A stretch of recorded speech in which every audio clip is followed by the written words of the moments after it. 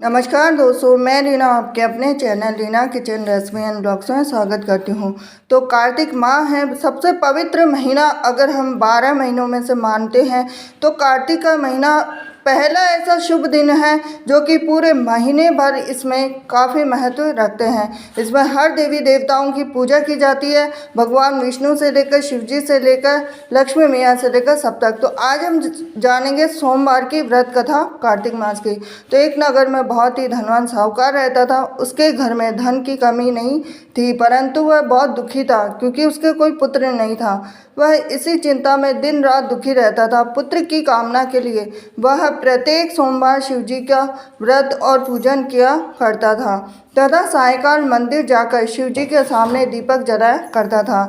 उसके इस भक्ति भाव को देखकर एक समय माता पार्वती ने शिव जी से कहा कि हे नाथ, यह साहूकार आपका अनन्य भक्त है, सदैव आपका व्रत और पूजन बड़ी श्रद्धा से करता है, आपको इसकी मनोकामना पूर्ण करनी चाहिए। शिव जी ने कहा कि हे पार्वती, यह संसार कर्म क्षेत्र है। जैसे किसान खेत में जैसे बीज बोता है वैसे ही फसल काटता है, इसी तरह से मनुष्य संसार में जैसा कर्म करते हैं वैसा ही फल भोगते हैं। माता पार्वती ने अत्यंत आग्रह से कहा कि हे प्रभु, यह आपका अनन्य भक्त है और अगर इसको किसी प्रकार का दुख है तो उसे आपको अवश्य दूर करना चाहिए। आप तो सदैव अपने भक्तों पर दयालु होते हैं और उनके दुखों को दूर करते हैं। यदि आप ऐसा नहीं करेंगे तो मनुष्य आपका पूजन और व्रत क्यों करेंगे।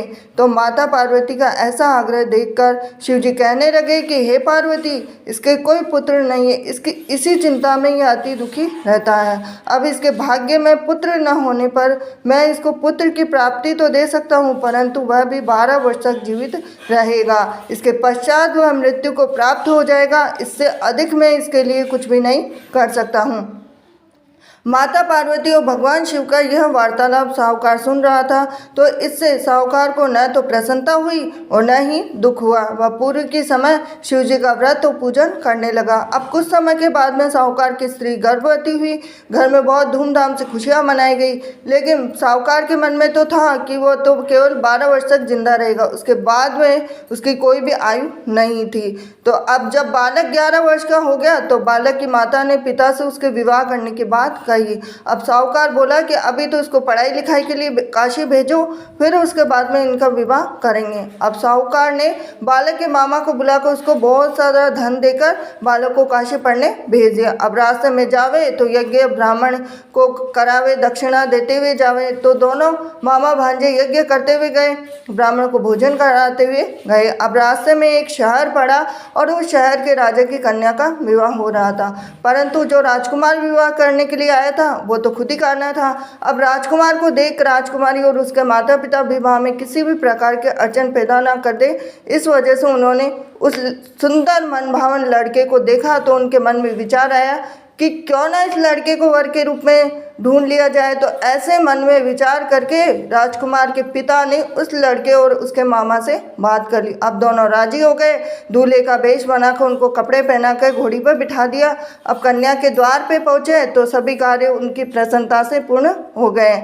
अब राजकुमार के पिता ने सोचा कि यदि विवाह का कार्य भी उसी लड़की से करा दिया जाए तो क्यों बुराई है, इसमें कोई बुराई नहीं है। तो ऐसा विचार कर लड़के और उसके मामा से कहा, यदि आप फेरों और कन्यादान के काम को भी करा दें तो आपकी कितनी कृपा होगी। अब सेठ का पुत्र जिस समय जाने लगा तो उसके राजकुमार की चुनरी के पल्ले पर लिख दिया कि तेरा विवाह मेरे साथ हुआ है, परंतु जिस राजकुमार के साथ तुझे भेजेंगे वो तो खुद ही करना है। अब मैं काशी जी पढ़ने जा रहा हूँ। अब सेठ के लड़के के जाने के पश्चात राजकुमारी ने जब अपनी चुनरी पर ऐसा लिखा हुआ पाया तो अंधे राजकुमार के साथ जाने से मना कर दिया। अब उसने अपने माता पिता को सारी बात बता दी और कहा कि यह मेरा पति नहीं है, मेरा विवाह इसके साथ नहीं हुआ, मेरा विवाह तो जिसके साथ हुआ जो काशी जी पढ़ने गया है। अब राजकुमारी के माता पिता ने अपनी कन्या को विदा नहीं किया और बारात वापस चली गई। अब उधर सेठ का लड़का मामा काशी पहुँचे। अब वहाँ जाकर उन्होंने यज्ञ कराया, लड़के ने पढ़ना शुरू किया। अब जैसे ही उसकी उम्र 12 वर्ष थी तो लड़के की अचानक तबीयत खराब हो गई। अब उसने अपनी मामा को बोला कि मेरी तबीयत बिल्कुल भी ठीक नहीं है। तो मामा ने कहा कि अंदर जाकर सो जा। थोड़ी देर में ही उनके प्राण निकल गए। जब उसके मामा ने कहा कि उसका भांजा मृत पड़ा तो रोना पीटना मचा दूंगा, तो यज्ञ का काम अधूरा रह जाएगा।